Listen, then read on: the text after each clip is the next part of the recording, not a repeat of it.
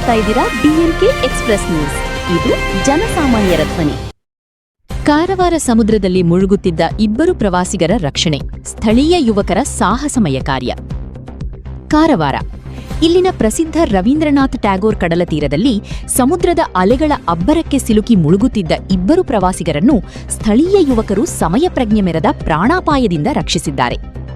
ಪ್ರವಾಸಿಗರ ಗುಂಪೊಂದು ಕಡಲ ತೀರಕ್ಕೆ ಭೇಟಿ ನೀಡಿತ್ತು. ಮಳೆಗಾಲ ಸಮೀಪಿಸುತ್ತಿರುವುದರಿಂದ ಸಮುದ್ರದ ಅಲೆಗಳ ವೇಗ ಮತ್ತು ಅಬ್ಬರ ಹೆಚ್ಚಿರುತ್ತದೆ ಎಂಬ ಮುನ್ನೆಚ್ಚರಿಕೆ ಇಲ್ಲದೆ ಪ್ರವಾಸಿಗರು ನೀರಿಗೆ ಇಳಿದಿದ್ದರು. ಈ ವೇಳೆ ಇದ್ದಕ್ಕಿದ್ದಂತೆ ಅಲೆಗಳ ಸೆಳೆತಕ್ಕೆ ಸಿಲುಕಿದ ಇಬ್ಬರು ಮಕ್ಕಳು ನೀರಿನಲ್ಲಿ ಕೊಚ್ಚಿ ಹೋಗಲಾರಂಭಿಸಿದ್ದರು.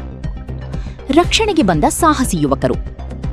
ಇದೇ ಸಮಯದಲ್ಲಿ ಕಡಲ ತೀರದಲ್ಲಿ ಕ್ರಿಕೆಟ್ ಆಡುತ್ತಿದ್ದ ಸ್ಥಳೀಯ ಯುವಕರಾದ ಗೌತಮ್ ಬಾನಾವಳಿ, ಸಾಯಿನಾಥ್, ವಿಘ್ನೇಶ್, ಅಮನ್ ಮತ್ತು ಅಜಯ್ ಅವರು ಪ್ರವಾಸಿಗರ ಕಿರುಚಾಟವನ್ನು ಕೇಳಿ ತಕ್ಷಣ ಕಾರ್ಯಪ್ರವೃತ್ತರಾದರು. ತಮ್ಮ ಜೀವದ ಹಂಗು ತೊರೆದು ಸಮುದ್ರಕ್ಕೆ ಧುಮುಕಿದ ಈ ಯುವಕರು ಮುಳುಗುತ್ತಿದ್ದ ಇಬ್ಬರು ಮಕ್ಕಳನ್ನು ಸುರಕ್ಷಿತವಾಗಿ ದಡಕ್ಕೆ ತರುವಲ್ಲಿ ಯಶಸ್ವಿಯಾಗಿದ್ದಾರೆ. ಎಚ್ಚರಿಕೆ ಸಂದೇಶ: ಪ್ರಾಣಾಪಾಯದಿಂದ ಪಾರಾದ ಮಕ್ಕಳನ್ನು ಕಂಡು ಅವರ ಕುಟುಂಬಸ್ಥರು ಹಾಗೂ ಇತರ ಪ್ರವಾಸಿಗರು ನಿಟ್ಟುಸಿರು ಬಿಟ್ಟಿದ್ದಾರೆ.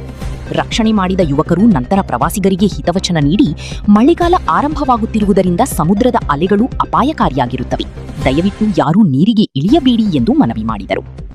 ಸ್ಥಳೀಯ ಯುವಕರ ಈ ಧೈರ್ಯ ಮತ್ತು ಸಮಯ ಪ್ರಜ್ಞೆಗೆ ಸಾರ್ವಜನಿಕ ವಲಯದಲ್ಲಿ ವ್ಯಾಪಕ ಶ್ಲಾಘನೆ ವ್ಯಕ್ತವಾಗುತ್ತಿದೆ.